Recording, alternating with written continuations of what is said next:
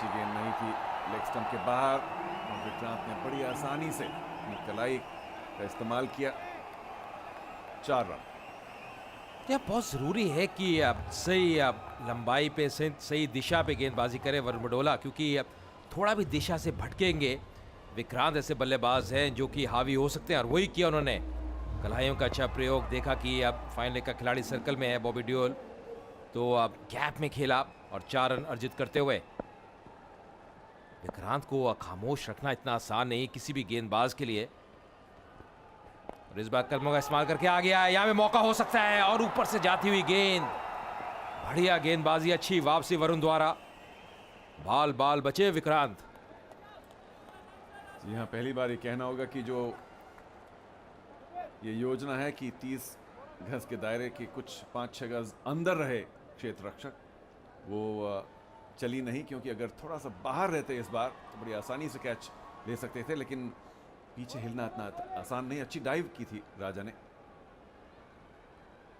और अगर अब यहाँ पे अब चारों कैच लपक लेते तो एक बहुत बड़ी सफलता होती है मुंबई हीरोज के लिए। फिलहाल अब एक बार फिर पृथ्वी स्ट्राइक पे।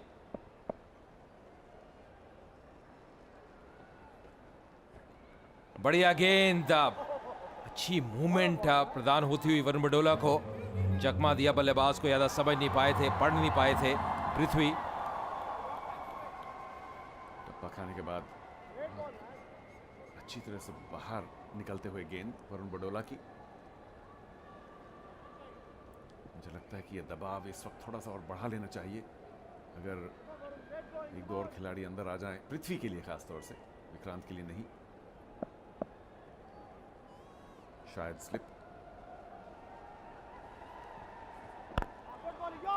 इस बार बहुत ही बढ़िया एफर्ट, कभी भी आसान रहता नहीं। फॉलो थ्रू पे लपकते हुए उस गेंद को रोका। वरुण बडोला ने प्रयास तो बहुत अच्छा किया, लेकिन उसकी वजह से थोड़ा सा लंगड़ाते हुए वो भी चोटग्रस्त हैं।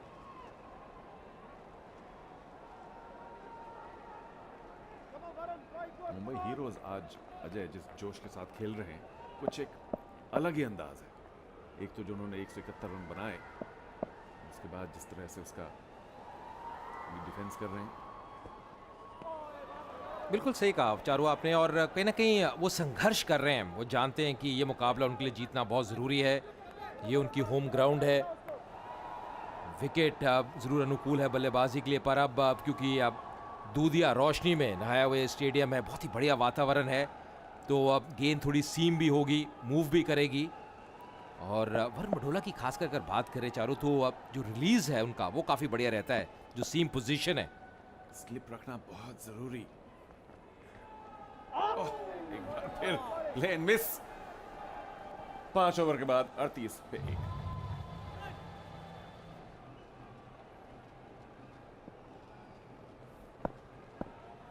तो 5 ओवर की समाप्ति के बाद 38 पे 1 चेन्नई राइनोज।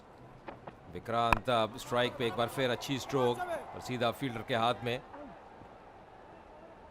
29 पे पहुंच चुके हैं विक्रांत। पृथ्वी को ज़्यादा स्ट्राइक अभी तक मिली नहीं है। 5 पे पृथ्वी, और इस सादारी की बात करें, अब 34 रनों की हो चुकी है इस जोड़ी के बीच, जहां से 89 गेंदों में अब 134 रन चाहिए मुकाबला जीतने के लिए राइनोज को। तो सही है, अब रास्ते पे ज़रूर है, पर अब जैसे हम पहले भी चर्चा कर रहे थे, विक्रांत की एक महत्वपूर्ण विकेट रहेगी यहाँ पे मुंबई हीरोज के लिए।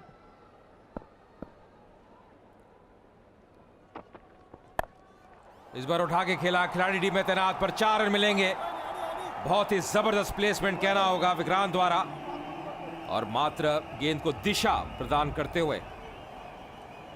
जी 130 रन बनाने सिर्फ 88 गेंदों में, लेकिन जब तक विक्रांत जैसा आकर्षक और आक्रामक बल्लेबाज मैदान में है, तो इससे जरूर प्रतीत होता है कि चेन्नई राइनोज ये 130 रन बना पाएंगे। और सुनील शेट्टी सर को अपने हाथ में लेते हुए शायद जानते हैं कि ये विकेट लेना बहुत जरूरी है। पिछले ओवर में वरुण बडोला की गेंद पर एक हाफ चांस जरूर मिली थी, एक लीडिंग एज गया था बैकवर्ड पॉइंट पर, लेकिन बहुत ही मुश्किल अपॉर्चुनिटी।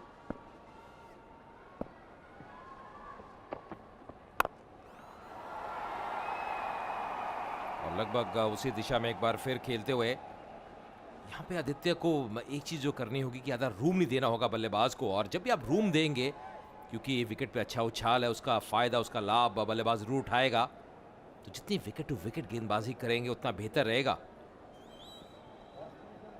फील्ड रिस्ट्रिक्शंस का ये आखिरी ओवर है और मुंबई हीरोज के लिए बहुत महत्वपूर्ण कि पृथ्वी को जितना हो सके स्ट्राइक पर रखें और विक्रांत को नॉन स्ट्राइकर पर।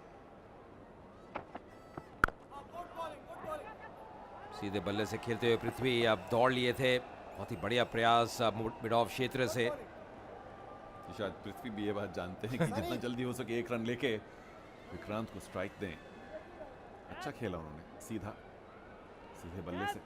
और चारों अपना जो रोल है उसको बहुत बढ़िया बखूबी अंदाज से निभा रहे हैं पृथ्वी, क्योंकि जानते हैं विक्रांत जैसा बल्लेबाज दूसरी तरफ है जो कि आक्रामक शैली में बल्लेबाजी कर सकता है, सारे ही स्ट्रोक्स है उनके पास, तो उनको मात्र स्ट्राइक रोटेट करनी है, खड़े रहना है, बने रहना है क्रीज पे। और ये जो साझेदारी है ये पनप रही है अब चेन्नई राइनोज के लिए। कट करने का प्रयास, बीट किया, वाइड का इशारा एम्पायर का।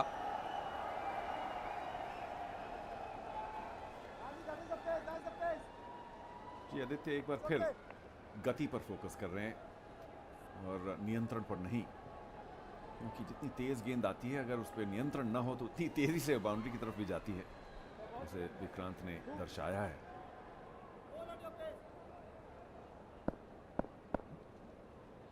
एक खिलाड़ी डीप पॉइंट पे, थर्ड मैन आदित्य के लिए, और बहुत सूझबूझ के साथ बल्लेबाजी कर रहे हैं विक्रांत। भली भांति जानते हैं क्या फील्ड सेटिंग है, इसको कहते हैं तजुर्बा, इसको कहते हैं कि सक्षम टेक्निक। काफी लेट खेलते हुए, जब तक विक्रांत मौजूद हैं ऐसा लगता है कि चेन्नई राइनोज 170-72 रन चेस कर पाएंगे, लेकिन दूसरी ओर से लगता है कि पृथ्वी और जो भी कोई आए वहां जरूर कमी है।